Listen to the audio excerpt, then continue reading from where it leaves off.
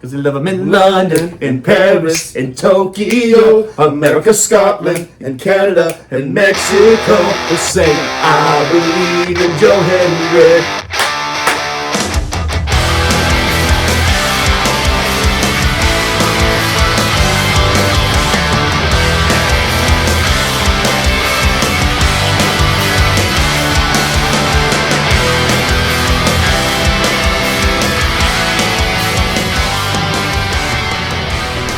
What is up, everybody, and welcome to another episode of the 5-Star Jobbers Podcast. I'm Cody.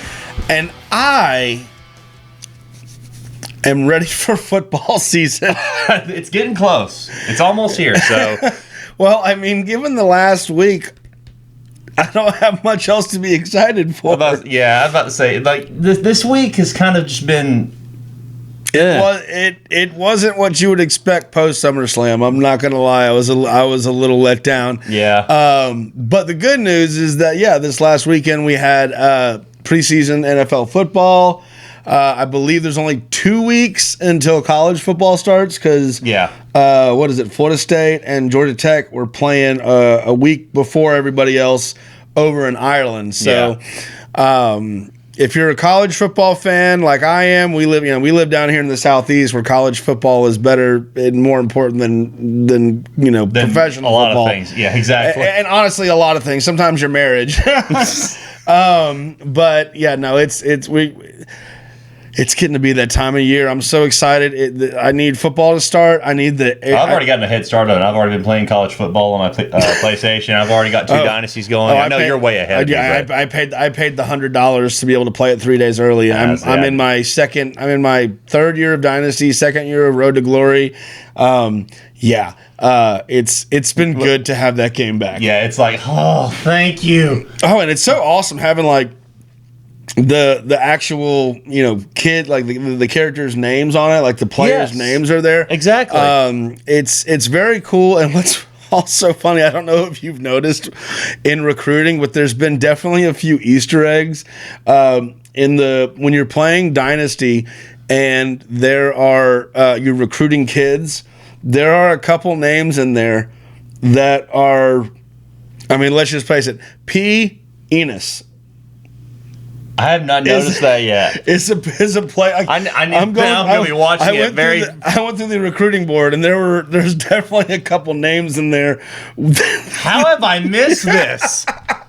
Oh, now I'm going to be looking through with a fine-tooth comb now. It's awesome. Oh, I can't wait to see that now. Yep. But anyway, guys, thank you so much for listening, and thank you for watching our episodes. If you haven't yet, go ahead and subscribe. Comment on everything that we do, like everything that we do, follow us. We're on all forms of social media. We're on Facebook, Instagram, TikTok, and we're on YouTube. You can see all of our commentary content on here, as well as our video episodes from our podcast.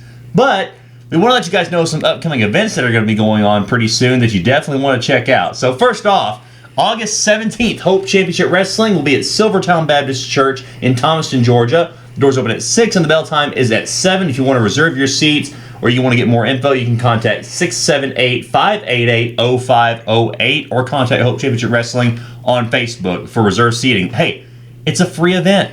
Yeah. It's free admission. It's free. You get to watch professional wrestling for free. With a lot of really good guys. Absolutely. A lot of really good wrestlers. Yeah. Logan Stevens is going to be there. Young Mighty Joe's going to be there. Eddie Honcho. Hunter Young?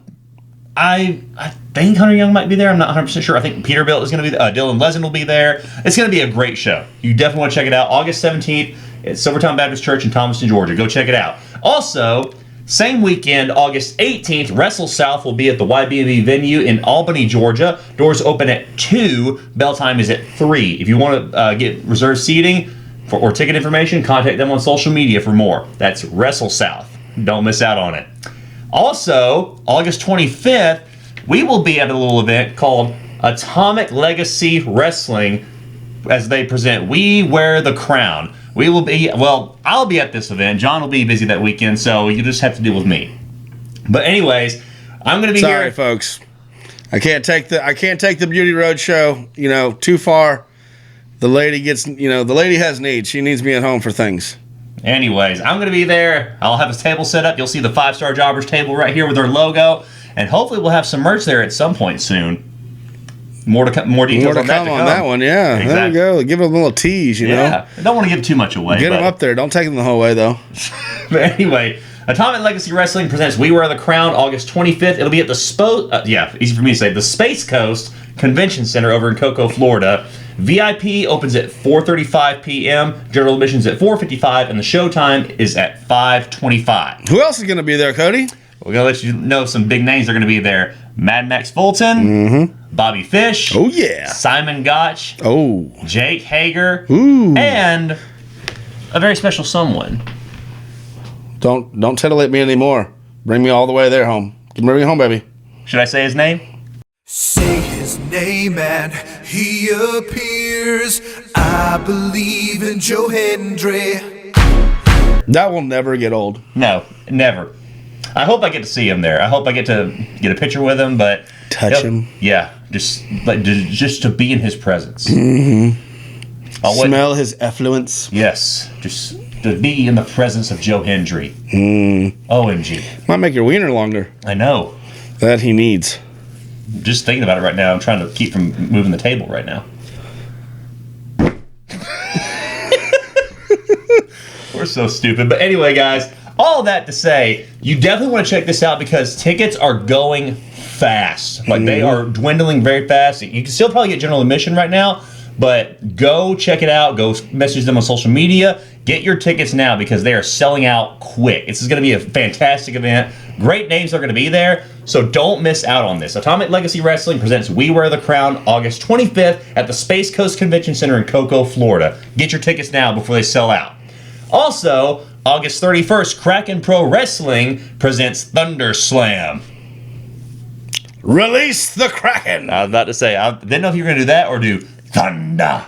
I'm pretty sure I would have been happy either way. I'm pretty sure we can get sued for that. Don't do that again. Probably, yeah. We'd probably get sued for the other one that we just did. But anyway, August 31st. Me touching your genitals in front of the camera? No, I'm talking about the Joe Hendry song, you perv. Yeah, I definitely didn't touch his genitals. No, that didn't happen.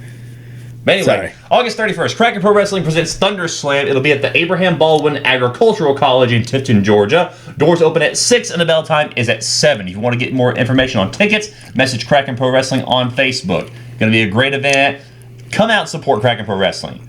They have got a great thing going on right now. Great competitors in this fed. Go and support Kraken Pro Wrestling. Go and support all your local feds. Hope Championship Wrestling, Wrestle South, Guardians Legacy, VCCW, Kraken, all these places. Yeah, I don't know if you guys realize this, but independent wrestling is where professional wrestling comes from. Exactly. That's what we preach all the time. These guys, I mean, you can go see people who may be on AEW, who may be on TNA, who may be on WWE one day. Exactly. And they're good. They're just as good then as they will be. Like, I mean, there might be a little bit of polishing, a little bit of finishing later on, but I mean, once upon a time, Seth Rollins was wrestling, in gymnasiums in Iowa, exactly, doing moonsaults off fat guys' stomachs. Exactly. YouTube it. It exists. So go and support your local feds, wherever it may be, no matter where you're listening from. If you're not down here in the Southeast, in Florida or Georgia or wherever, maybe if you're in the North or if you're somewhere else, go and find a local fed and support your local pro wrestlers. Yep. Because that's where they get their start from. And who knows? Maybe you get to say one day, I watched him develop into the person that he is now. Mm-hmm. I mean, yeah, there's like I said, there's plenty of people who watched Seth Rollins before he became the architect, before he became the visionary, the revolutionary, before he became Seth freaking Rollins. And same things like Dean Ambrose, Roman Reigns, Mick Foley, Stone Cold Steve Austin, The Undertaker. All these names, like they all started somewhere. They all started in independent wrestling promotions.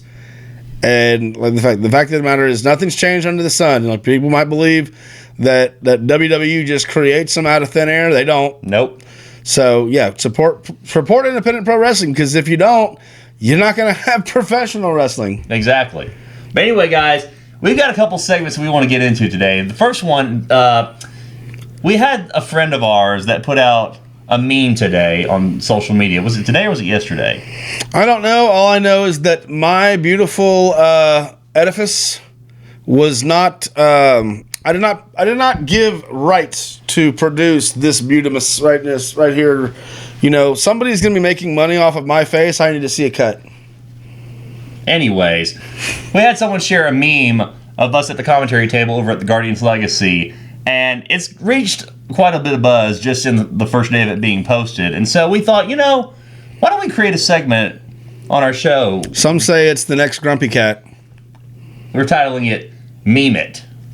So, we've got the picture right here in front of us. Because you can see right here, this is our reactions to something that was happening. I don't know what match it was. I think it was maybe Hunter Young and Logan Stevens, or I don't know, but... It was something that got us aroused. Yes. Well, speak for yourself. It got me excited, got him aroused. But anyways... I'm always, you know, half-cocked and ready to go. Oh my gosh. Anyway, so they posted this, and we decided, you know what? Let's just come up with some memes of our own, just some different ideas. And we'd love to hear what you guys have to say as well, because we'll post it on our social media, we'll share it, everything.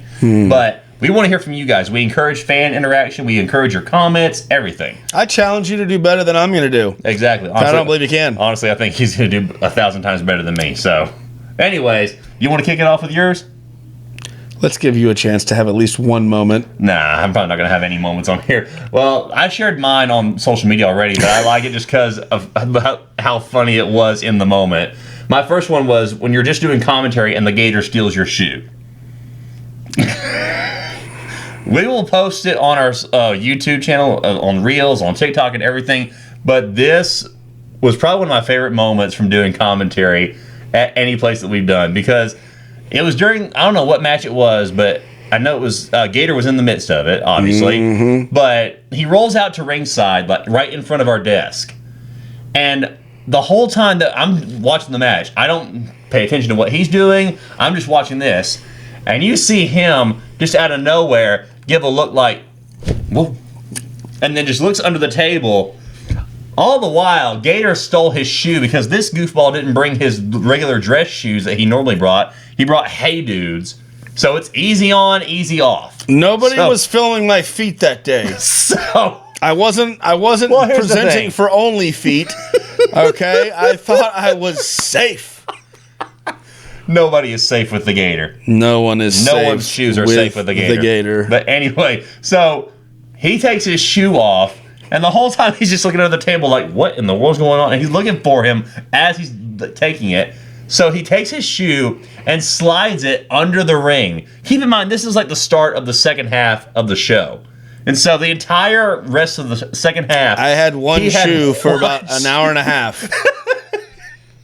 So, and then I'm a professional, dang it. So, whenever the match is over, Gator walks across, and I didn't know what was going on. So, he looks at me, kind of gives like a half grin, and just winks at me like that.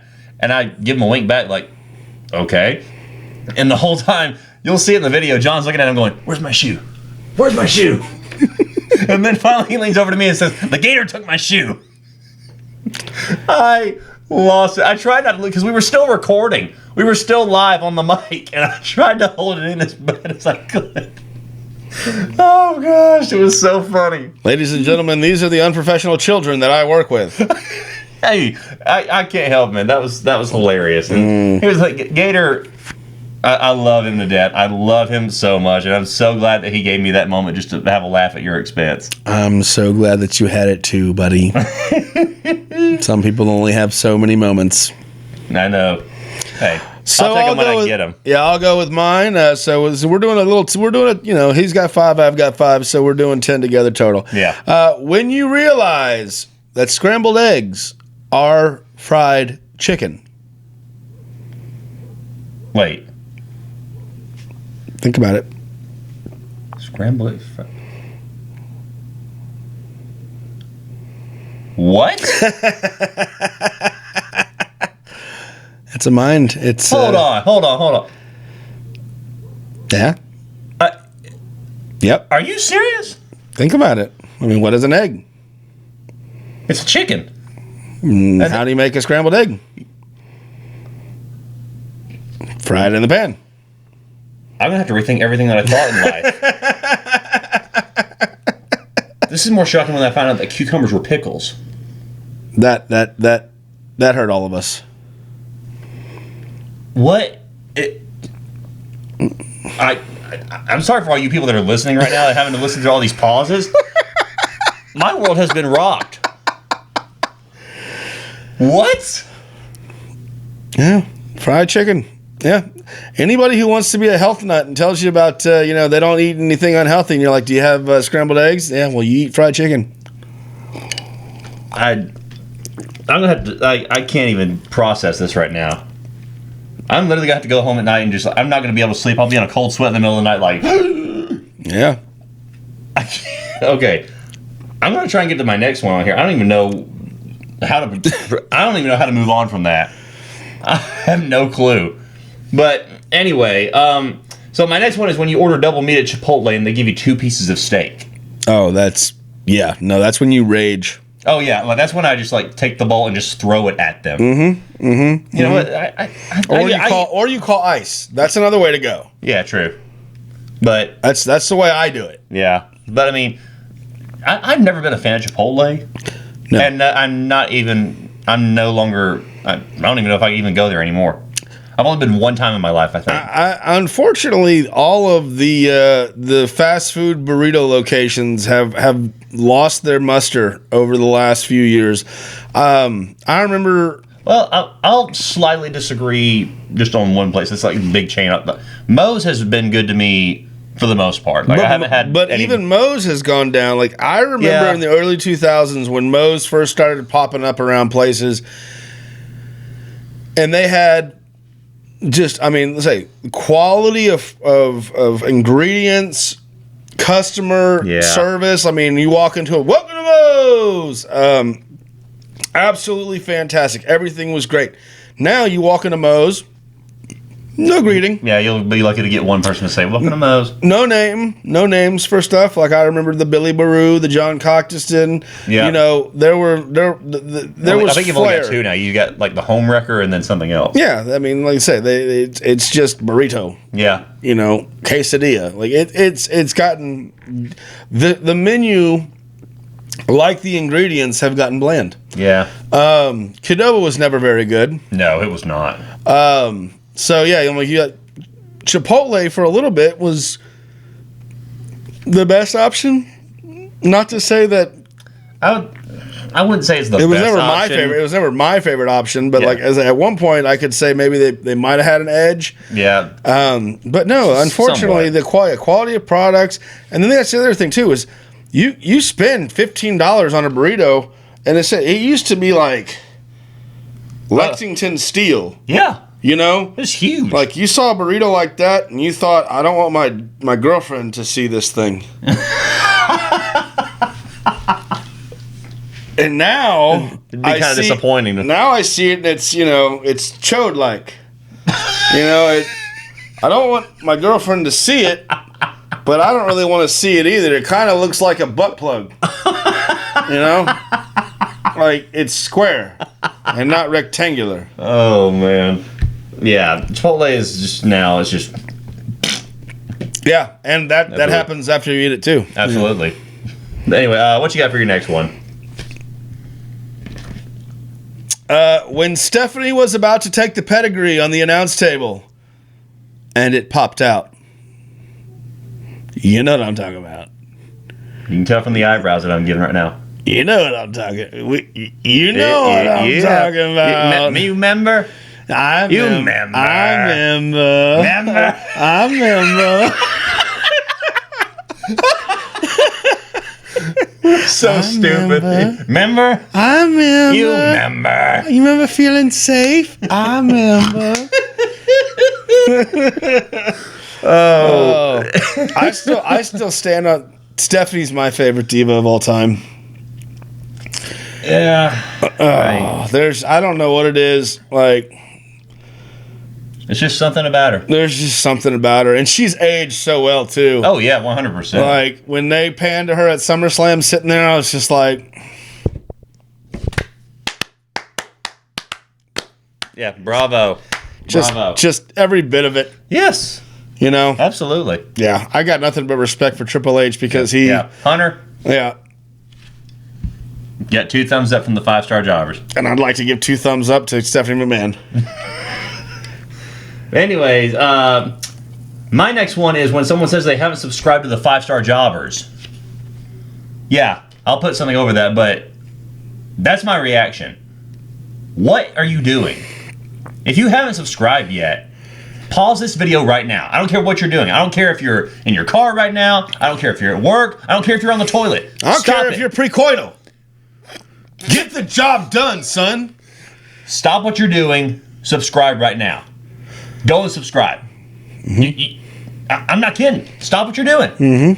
This is not me playing around. This is not a character or anything. Stop what you're doing. Go subscribe right now. Tell everybody to subscribe. That's right.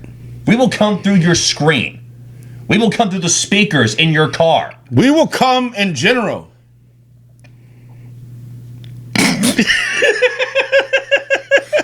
Try to be serious here. I'm not serious about coming. It's always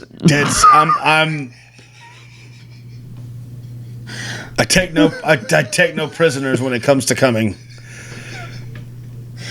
Oh gosh, I can't be serious at any point during this thing.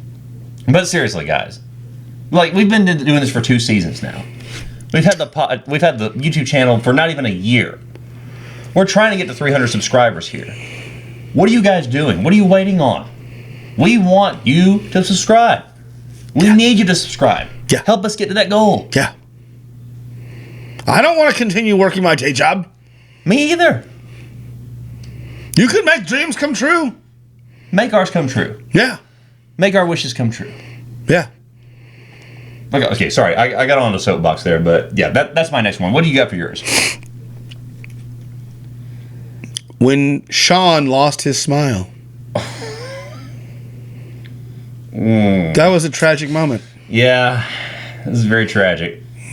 Very apropos reaction, actually. So I almost never got over it. I don't think anybody really got over it. Bret Hart definitely didn't. No. Is there anything that Bret Hart really has gotten over at all? No, that guy's got like 4 different kinds of PTSD. I was about to say, yeah, like whether it's Sean or Goldberg, he always has some kind of... I'll say one of them's reasonable, but that's not the one he talks about. Like, I'm not saying nothing for nothing. But if it was me, I would think that my brother dying would be more of a hard thing to get over than somebody kicking me in the face or taking my, not for real title. He said it, not me. He said it. I'm the bad guy. I highly doubt it that Brett ever watches this. If he does, come at me. Come at me, Hitman. Him. He's like solidly. This guy. He's like in his 60s, almost 70s, right? Like I can take him, and he has like concussions and all kinds. Like I got it. Please ignore the ramblings of this madman right now. I think I can take him. You can think all you want, dude. I'm a biter. But anyway, I don't care about I don't care to grab a scrot or two. What number are we on right now? I've lost track. We had 1, 2, 3. We're on 4 now. I don't know. Yeah, I think we're on 4. I got 2 left. You got how many you got? Yeah, I've got 2 left as well. Wait, I got 1, 2. Yeah, you should have 2 left as well. 3. Yeah, I got 2 left. Yeah. Okay, so yeah, we're on number 4. I was right. But anyway, what do I want my next one to be? I've got like a whole list here. I'm trying to think of like some good ones. How about good? That'd be really good if you made one good. It's got so much word I ain't gonna say because I don't want to use too much of the censor. I've already having to mark one thing that he did. But anyway, let's see. What do I want to go for my next meme on here? I'll say when they're all out of fat and weird cookies at the Guardians Legacy. If you've never had a fat and weird cookie, you have not lived until you have had one of those cookies.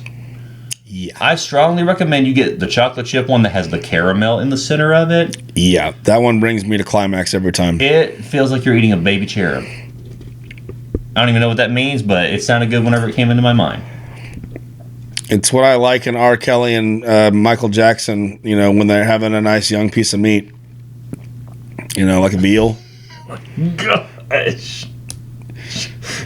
Jesus, John. What is wrong with you? What, you never had veal? Oh my gosh. I can't deal with you. I can't. Go ahead and do yours.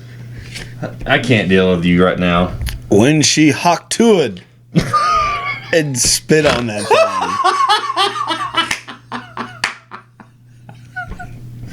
I think that one's gonna take the cake on there. I got one more. Yeah, I know.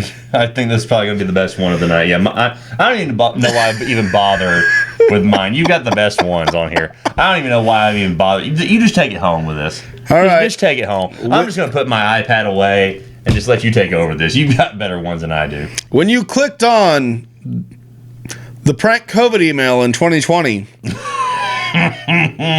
and saw it. Yeah. Not sure who else saw it. Thankfully, I didn't see it. I saw it. I clicked on it. I mean, someone sent you a prank, like, hey, man, I got COVID. Here's my test results. And you click on the thing, and it's... Man. That's...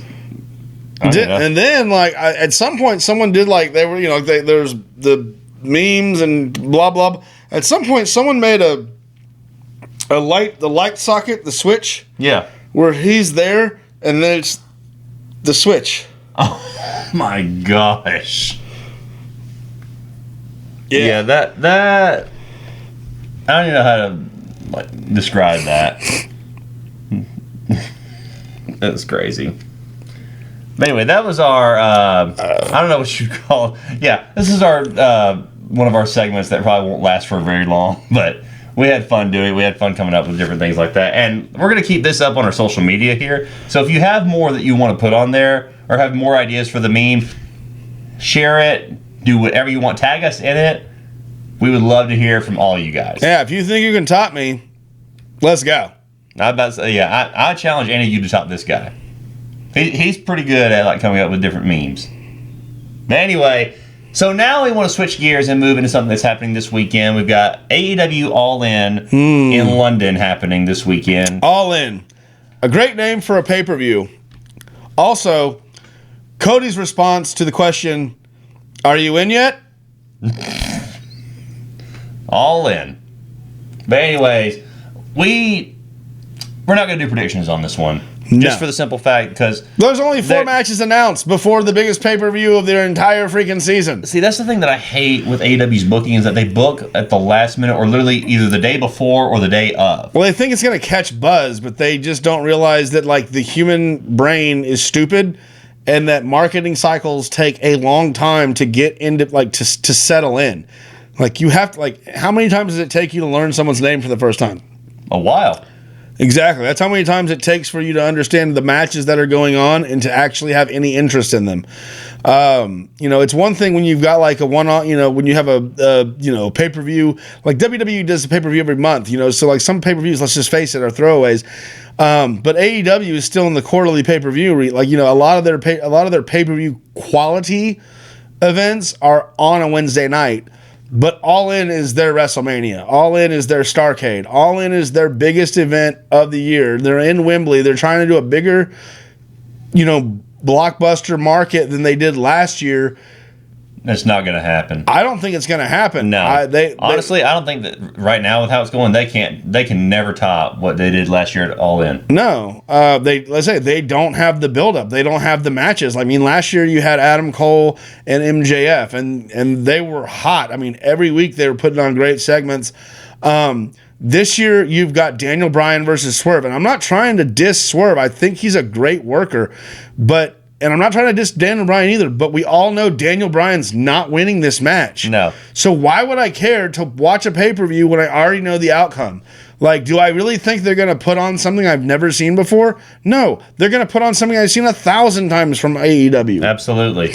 So, we'll go through the only ones that have been announced so far that we know of. There's one that's in the 0:30 hour or whatever they're calling it, but honestly, I don't even really care. But 5 matches that we're mostly going to talk about. Of course, we got Jack Perry versus Darby Allin for the TNT Championship.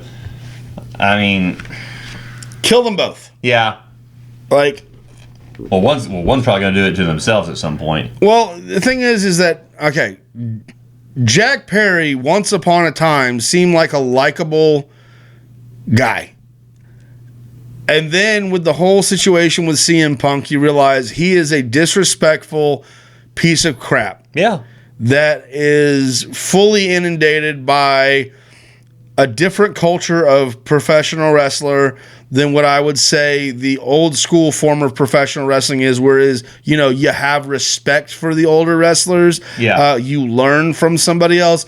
No. Jack Perry is definitely under the same umbrella as the Hangman Adam Pages of, I don't care what anybody above me who's made way more money than I've ever made has to say. I'm going to do what I want to do because, you know, I'm the most smart and precious baby I know.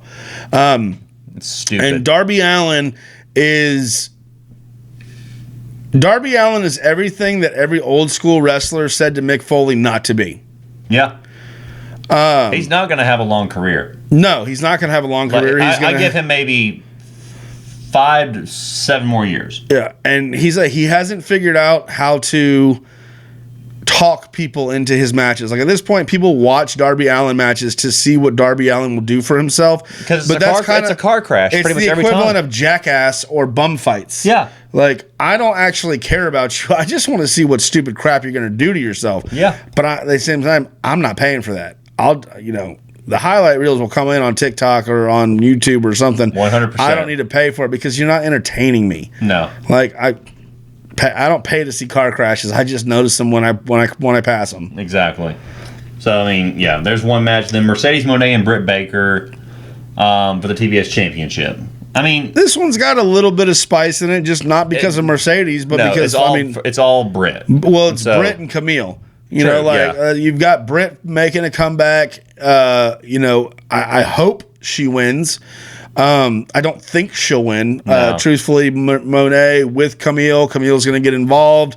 Unless Jamie Hayter returns. I was literally just about to say it. Thanks for taking my thunder, you piece of crap. I said the only option you have is that Jamie Hayter comes. But I think that's going to come after the loss. I think Monet retains. I think Camille, intervenes. I think the two of them, Monet and Camille, are going to be beaten up on Baker, and then Hayter's going to come in for a good pop, especially considering the fact that we're going to be in London. See, that's what I'm thinking. This is where Hayter makes the comeback. I don't think it's going to be a comeback and Baker wins the title. I think it's going to be a comeback after the match is over. Yeah, I can see that happening. But yeah, then we've got MJF and Will Ospreay for the American Championship. This is probably the only compelling match.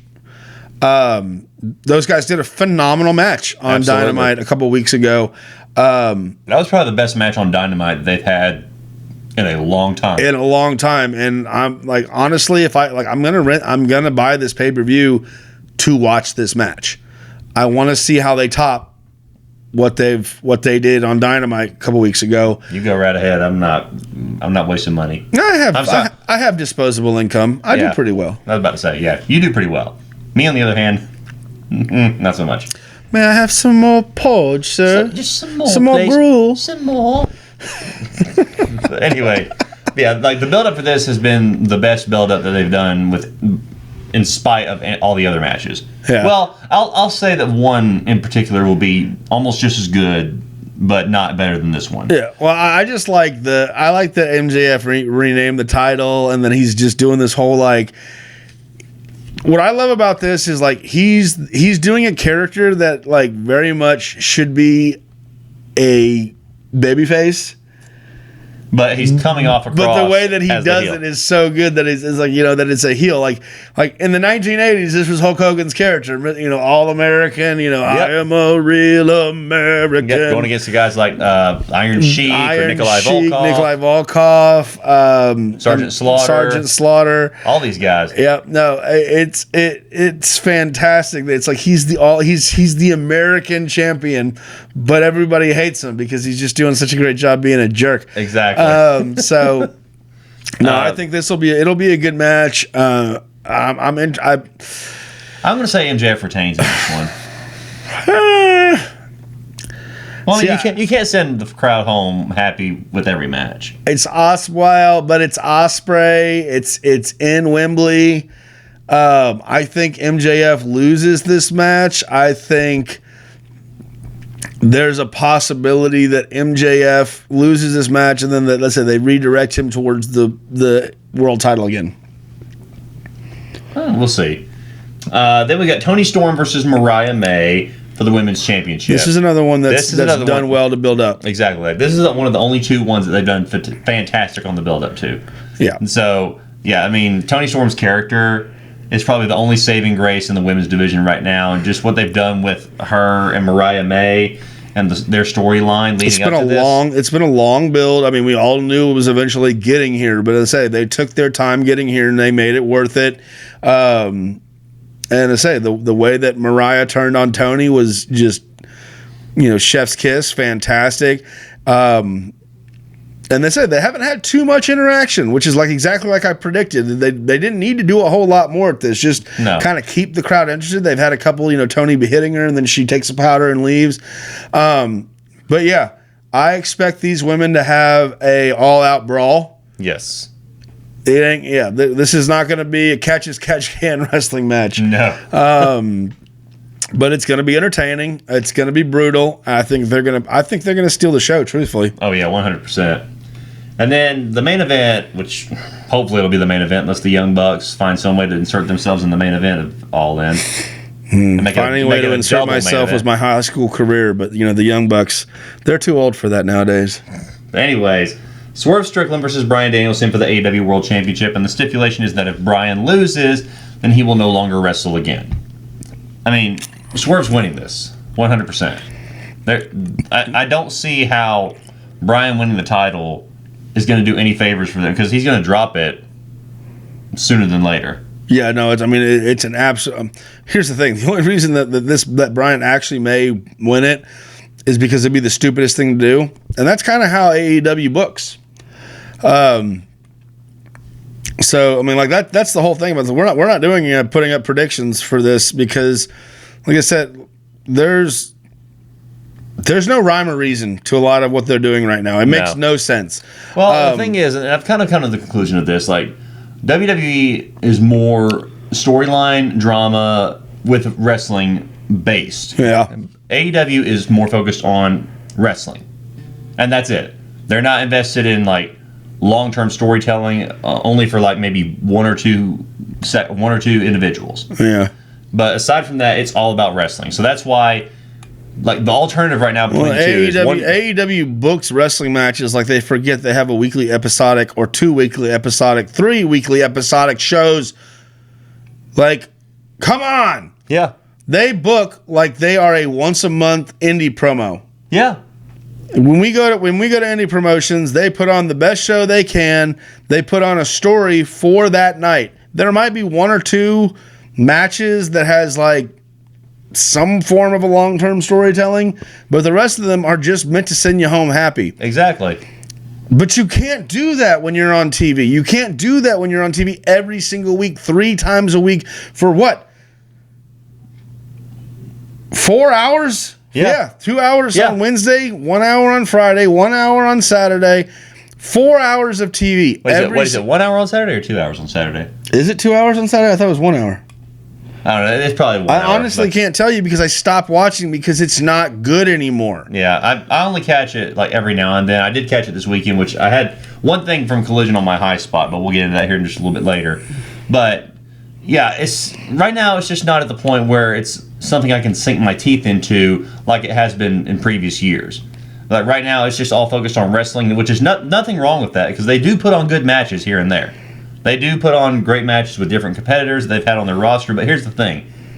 You're going to have great talents on your roster go to AEW or go to WWE because it's too big.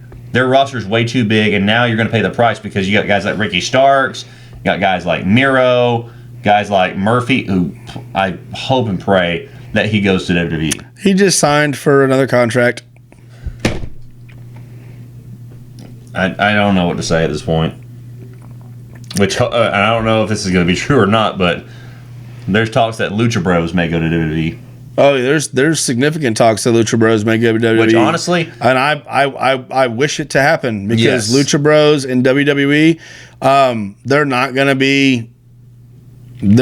be used as like the top talent in the world, but they will be at least able to put on some interesting matches with some storylines that, let's say between Legado del Fantasma, the LWO, all the different tag teams that are on there right now. I mean, honestly, and this think about the Lucha Brothers versus DIY. That would be pretty awesome. That would be amazingly awesome. I mean, we've already seen everything the Lucha Bros can do in the AEW, and since we're not telling stories and we're just putting on nice matches, you can only have nice matches so many times. That's going to bring the people in until they lose interest. Absolutely. That's the purpose of storytelling. Like, there's only so many professional wrestlers in the universe. There's only so many matches you can have. You have to be able to tell stories to give layers to what we're doing so that the fans will continue coming and wanting to see what's going on. Seth Rollins versus Cody Rhodes is going to be a great match every time they're in the ring. But once you've seen it 3 or 4 times, you've seen it. So until you give it layers of storytelling, you give us no reason to see it. I'm sorry. While you were talking about that, it just made me think of something that would be absolutely fantastic. Because, right now, WWE is, I won't say pretty heavy, but they have quite a few factions right now. Because you've got Legado del Fantasma, you got LWO, you got the Final Testament, you've got the Pride, you've got... the Pride's done now. The Pride's not a thing anymore. We're back to the Street Profits. Yeah. You got the New Day with the new addition of their newest member, I guess you could say. I can't remember. Is it not Oba, but it's Oba Femi? No, it's not Oba Femi. No. I don't think the New Day is that. Did they add a new member? I don't know if he's officially a new member, but I know that he's stepping in to help because of the Final Testament taking out Kofi and Xavier every week. But there's a lot of factions. You got the Judgment Day. You got a whole bunch of different. You got the Bloodline. Could you imagine the Lucha Brothers coming to Friday Night SmackDown to team with El Idolo? I think it would be fantastic. I think it would make it would be good for both, because for the WWE universe that doesn't watch AEW, they know El Idolo. So if the Lucha Brothers come in and they don't know who the Lucha Brothers are, they'll at least know that he's with El Idolo, and that's going to help them get over with the moderate what I call the moderate or everyday wrestling fan. And then for those who do know the Lucha Brothers, and they know El Idolo, it's just it's 1 + 1 = 3. It's a win situation. And like I said, I've always said this: WWE is not great with Hispanic booking. No. Rey Mysterio is and Eddie Guerrero are like the 2 lone Hispanic characters that have made it to the world title scene. But that's it. Andrade, for all intents and purposes, Andrade should have had at least 1 or 2 world title runs at this point. Oh, and let me correct myself. Butthole Del Rio, he also made it to the world, but he ruined it for all the Hispanic wrestlers for the end of time, I'm pretty sure. Until Damian Priest came along. I guess that's true. I mean, he's not a he is of Hispanic descent. You're right. He's of Hispanic descent. He's not a luchador style wrestler, though. No. Well, I mean, he does perform some moves that someone his size should not normally do, but still. His finishing move is a chokeslam. He's not a luchador. Well, no, but still, the kicks that he does, the enziguris and all that. But I mean, he's still able to move pretty agile for a big guy. But regardless, yeah. I mean, it would be fantastic to see. I can only hope that they put ink to paper and actually make it happen. No, I'd like to see the Lucha Bros in WWE. I'd like to see Ricky Starks. I think Ricky Starks has got a lot of personality, and I think that he needs just a little bit of finishing to get to that next level. I'd really like to see a Ricky Starks debut at an NXT. Oh yeah, he doesn't need a jump. But Lucha Brothers definitely need a jump. Lucha Brothers are main roster today. 100%. Ricky Starks, he needs a little NXT, a little finishing, a little he needs a little bit of that HBK touch. But I mean, that's the good thing. You know, what I just got, you cannot get over it is what Triple H is doing with TNA right now, and just kind of, like I say, opening the forbidden door. We never would have seen this under the McMahon era. Never. And now, like I said, we've got Jordan Grace, we've got Joe Hendry, we've got all these different opportunities to see things that just, giving Jordan Grace and Joe Hendry, it's kind of hard to make the case that WWE is getting them any more over, but they really are. Like in the independent wrestling scene and like the smart mark world, the IWC. No, they're not getting any more over. But like the common wrestlers, like you're like, and that's the thing, that NXT is not really for the everyday wrestler, right? Wrestling fan. Like the people who watch Raw or watch SmackDown aren't necessarily watching NXT. So I guess the case could be made, but those vignettes are being played on SmackDown and Raw. Yeah. So Joe Hendry is getting exposure on those main shows. And that's great for his business. That's great for Jordan Grace.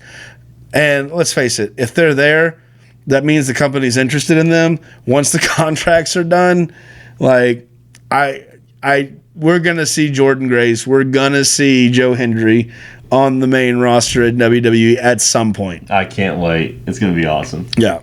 But anyway, guys, that's been our talks about All In. We kind of get sidetracked a little bit, but regardless, yeah, regardless, we talk about wrestling. Okay, we're a wrestling podcast. Okay.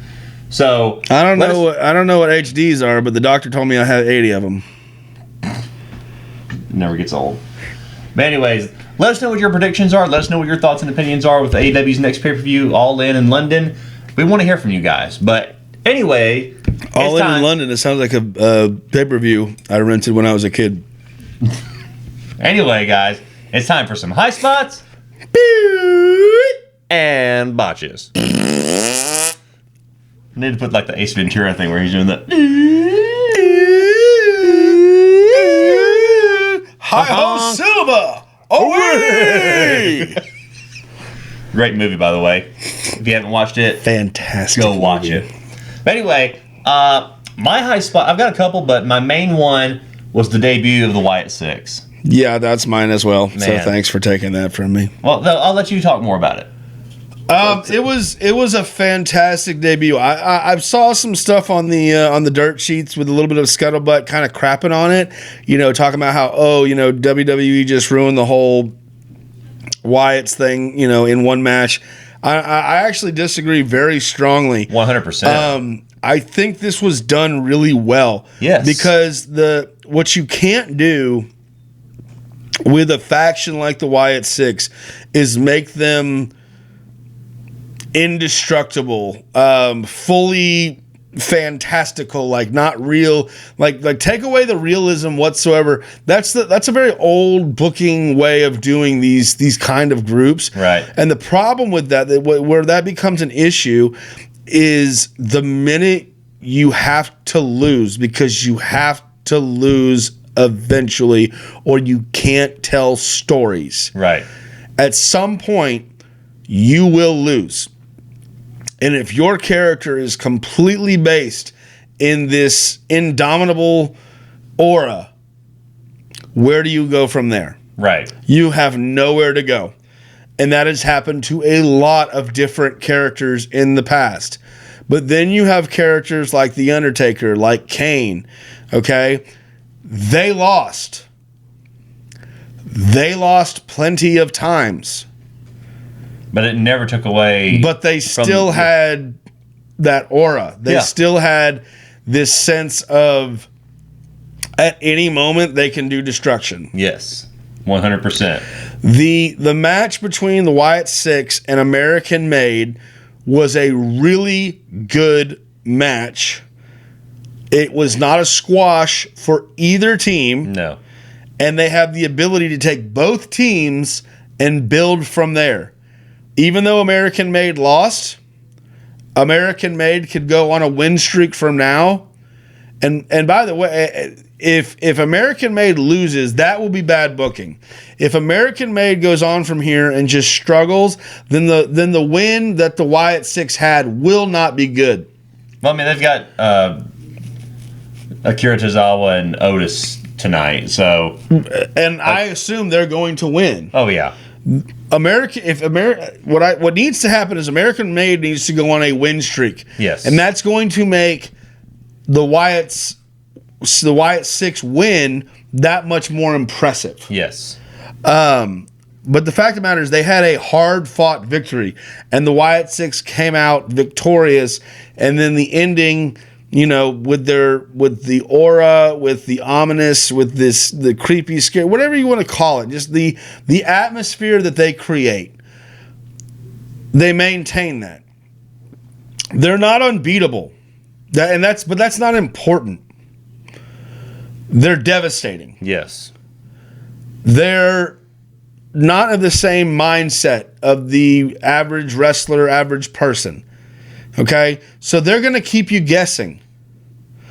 And now you can tell stories with them because they don't need to win every single match. I don't think they're going to lose anytime soon. No. But they're not going to be just absolutely crushing people. Because the problem with that, and that's it, you saw that with the Bludgeon Brothers. Yeah. Is like the Bludgeon Brothers would come in, absolutely crush people, but then the minute they needed to have like a 10-minute match, you're like, why aren't they crushing them? And then if they lose, you're like, oh, well, they're not that big and bad then, are they? Exactly. The Wyatt 6 are not going to be built on winning all the time. No. It's much more like Sanity, where it's going to be, you can't predict what they're going to do next. That's what makes them entertaining.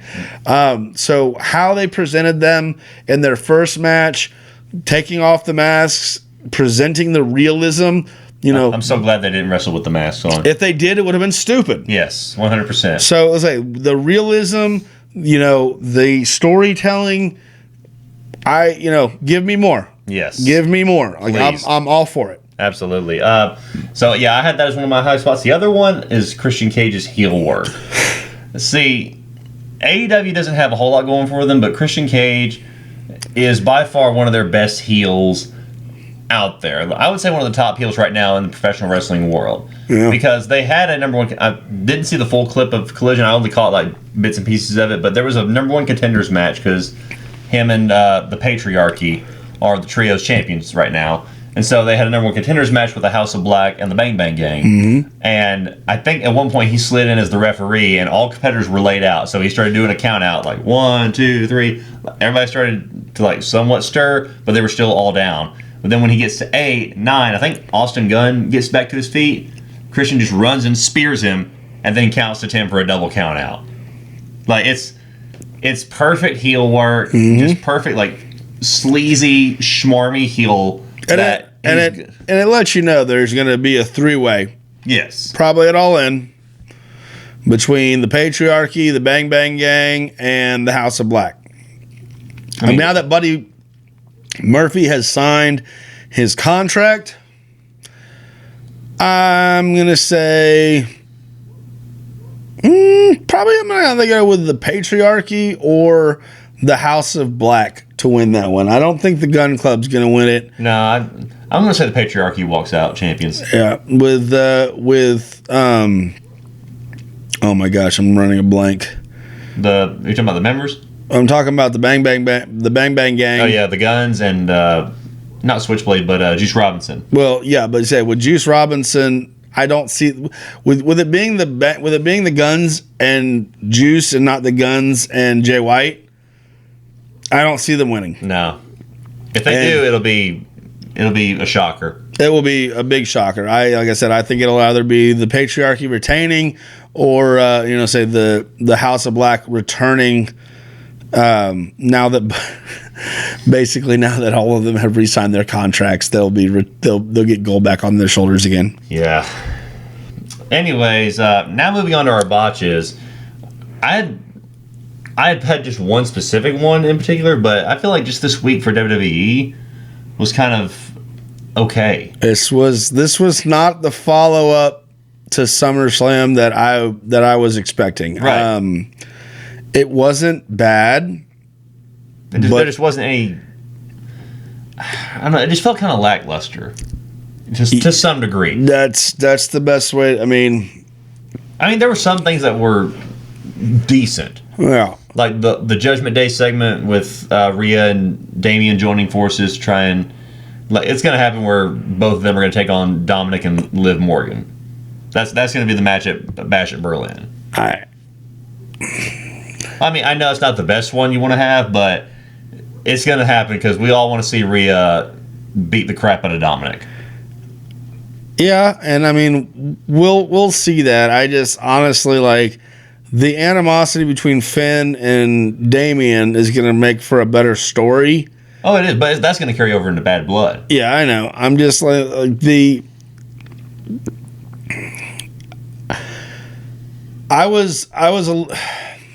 I don't know. I'm not angry about it. It makes sense. I just don't really. I think it would have been better for the Bloodline. I mean, not for Bloodline, but for the Judgment Day, for the bad guys to just take it. But I have this sinking suspicion that like Rhea and Damian are going to battle them for like the rights to the Judgment Day. See, I don't think they're going to put that kind of stipulation on there. I think it's just going to be a match. Just I hope not. No schmoz. I really hope not. Like that's what I you know. Like no other stipulations or no big stakes on the line or anything like that. I think it's just going to be just cut and dry mixed tag team match between Priest and Rhea against Dominic and Liv. Yeah, I'm fine. I'm fine with that. I think it'll be better for the heels to maintain Judgment Day and for Rhea and Damian to go on their way and do their own things. And obviously they're friends. They're not going to not help each other out. To say they'd go completely on their own directions, would take away years of storytelling. But like I said, I want to see Damian and Finn. And I truthfully, I really want to see Damian and Finn. I want to see Finn win.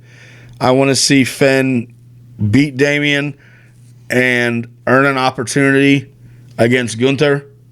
Yes. I don't think Finn's going to win, but once again, I just want to see Finn in that world title picture because that's where he deserves to be. Yes. And nothing he needs to win the big one at some point. And I feel like now more than ever is the time for him to be the world champion.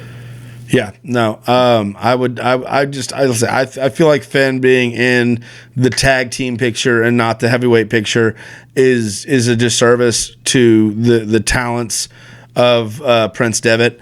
And then say Rhea, like I said, Rhea's going to go. Rhea's going to go up to Liv after the. They're going to have their little mixed tag team match. But at some point, Rhea's going to go after Liv again. She's going to win the women's world title. It'll be interesting to see who's next. Right. To quote Goldberg.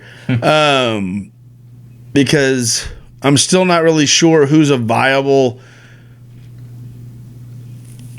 challenger for Rhea Ripley at this point. I mean, like there's a lot of challengers for Liv. Yeah.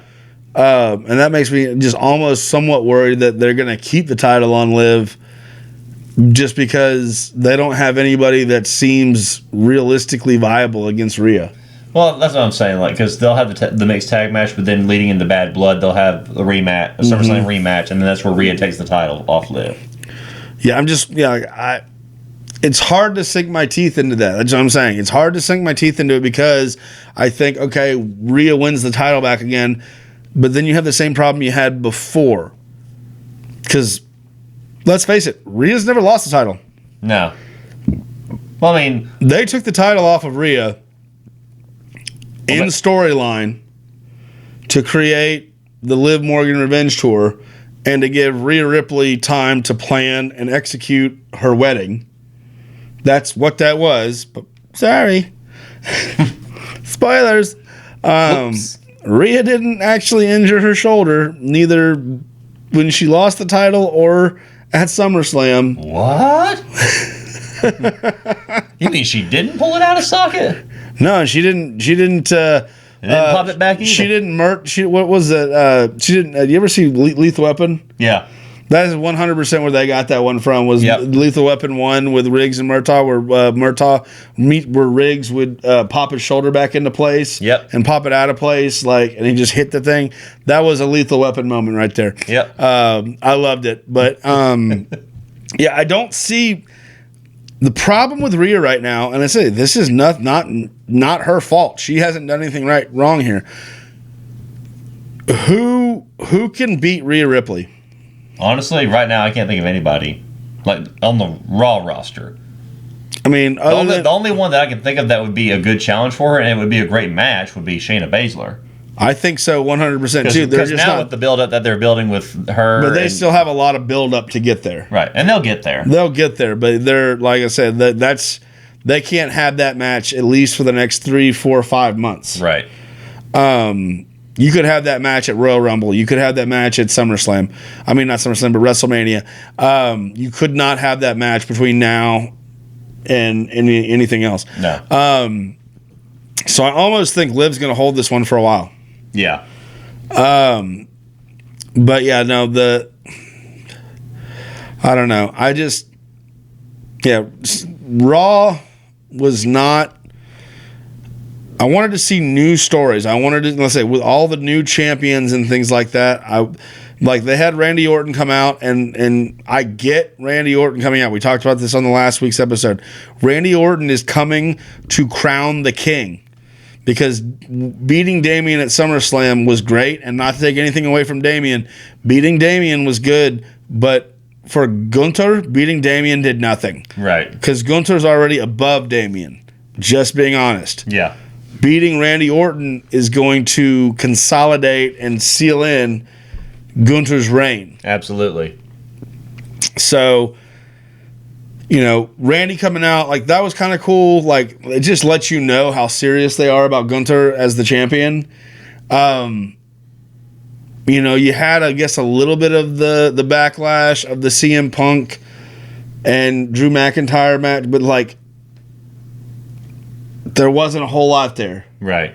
And then when SmackDown comes, and this is the big one, when SmackDown comes, yes, you've got a guy returning who he was your meal ticket for the better 3 years. Yeah. 3 years. And he returns after a 6-month hiatus. And then the whole Bloodline segment was just completely lackluster. Nothing that it should have been. No. And so, yeah, just this whole week for WWE was just kind of okay. There was no building new storylines.